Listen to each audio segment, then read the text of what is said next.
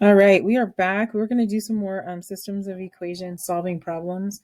And this is where we ended off. And I'm just going to start you guys off with a problem like this. So, the very first thing that you guys should have noticed is, man, Miss Johnson, we have two equations now. What the heck? What happened? We have two equations. So, when you have two equations like this, that means you're going to be looking for an x and a y. This is where I stopped. I don't know why I didn't finish that problem, but I think you guys all know how to find your y after this. So, here's what we're going to do. We're going to continue on, and this is called substitution. Substitution means that you're going to solve for one variable, which both of these are already solved for y, and they're going to use it to plug into another equation. So pretty often, Ms. Johnson will use instead of bacon, is there any way that I can please have avocado on my sandwich?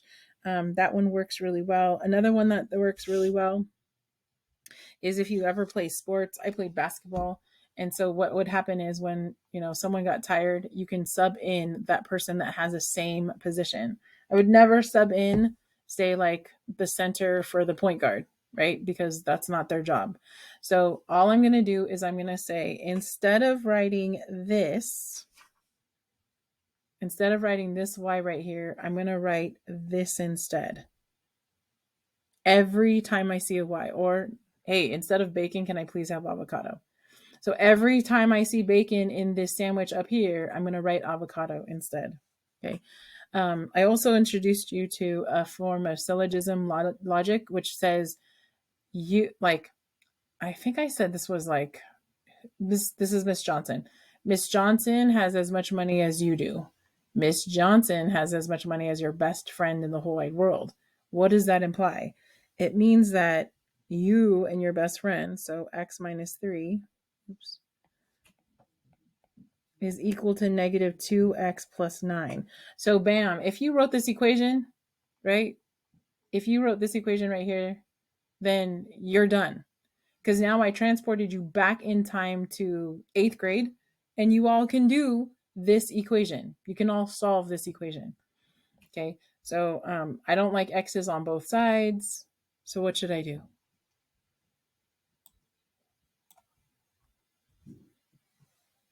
Yeah, I would just add 2x to both sides. So then I get 3x minus 3 equals to 9. Again, not spending a lot of time on this simply because this is something that you have encountered before. And if you're not comfortable with it, then just practice. It doesn't mean, no, you're fine. Negative 2, I'm just going to pull the x with it. You can't separate the negative 2 and the x like that because they go together, right? So same thing goes here. You all would say, oh, Miss Johnson, now we would SAD map. Exactly. Miss Johnson, why wouldn't we SAD map before? In order to SAD map, you have to have x's all on one side, and then I can start using our SAD map. So SAD map says take care of subtraction and addition first. So I'm going to add 3 to both sides, equals to 3x. And then I'm going to take care of division and multiplication. Oops, change colors, Miss Johnson. Division, multiplication, divide by 3. Divide by 3. Therefore, x equals to 4. Now, I'd be done if I was in 8th grade. Because look, here's your equation. Here's my x. I would check my answer because these are problems of redemption, which means I can get every single problem correct. But you guys are not in 8th grade. You guys are in 9th grade. Because I start with 2 variables, I need to end with 2 variables. Yeah, absolutely. So someone said, Miss Johnson, instead, can I move this x to the right side? Absolutely. For me, I tend to move it so that my x's would be positive. I know that's fine. I know where I kind of run into problems. I run into problems with really, really big numbers or negative numbers. So if I know that if I move the x this way, I'll get a negative number, then I'll move it this way to get a positive number. Does that make sense? But I don't know where you got that 4 from, by the way. Okay. So I got x is equal to 4. Yeah. Yeah. As long as you keep the rules, then you're not making any, like, as long as you don't do anything illegal in math, right? Like someone said, can I move it this way? Yes. Can I move things this way? Yes. Can I deal with the numbers first? Yes, absolutely. Good. So now that I'm here, x is equal to 4, I now need to go back to being in ninth grade because I now know what x is. How would I find y? What would I plug in? What would I do? How would I find y?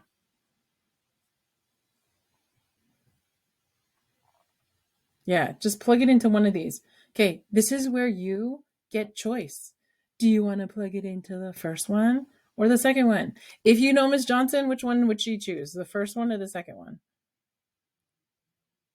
Yes. Why the second one? Because there's not big O negatives. It's not that I can't do it. It's just, I don't know. I'm kind of like water. I go in the path of the least resistant. Okay, so I'm going to take this guy over here. I'm going to copy him over here. Oops, I didn't copy him. Something's going on with my mouse. And I'm going to plug him in right there. Now, this is like a weird substitution, but instead of writing x, I'm going to write 4 instead. And I could do that because it's equal to. Does everybody see my equal to? I can do that because it's equal to. I can't do it if it's not, right? Like I could sub into, say, your science teacher's class, but we are definitely not equal. Like I will mess you up seriously if he's like, oh yeah, and then I want you to describe the idea of osmosis to them. I'm like, I'm gonna mess you up pretty bad. Okay, so I just plug in. So here's me plugging in. I write y, I write equals. I leave a space. I like parentheses, -3. And then I'm going to take that 4 and I'm going to plug him in here. Okay, and then I get y equals to 1.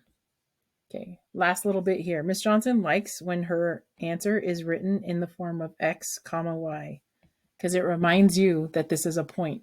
It reminds you that these are two lines intersecting.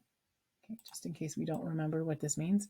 This is how you check your answer. Everyone pay attention. Checking your answers is super important.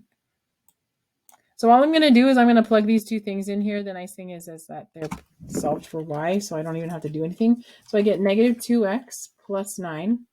That's that equation. And then I plug in x minus 3. That's that equation. Okay.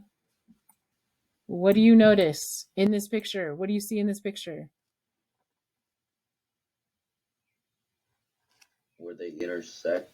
Yes, that is the most important part of the whole movie. If you've ever watched a movie and you're like, boom, that's there's a term called linchpin. That's the most important part. Yes, the most important part is where they intersect. For one, oh, Miss Johnson, it's the same. Yeah. So, Miss Johnson, can we just graph this? Yes, but you know, Miss Johnson, she's going to ask you for work like this. Okay, she's going to ask you for work like this. So this is number 10 for Ready, Set, Go. I'm going to pause the video here. If you have any questions, you should be looking for, this is the part that's going to mess me up. Is it the first substitution? Oh, I like saying this, right? Hey, what did we do first? We substituted. Good. And then what did we do? We solved. Oh, okay. And then what did we do? We substituted. And then what did we do? We solved. So wait, literally, we substitute, solve, substitute, solve. Yeah, that's what we did. So now you know how to do substitution.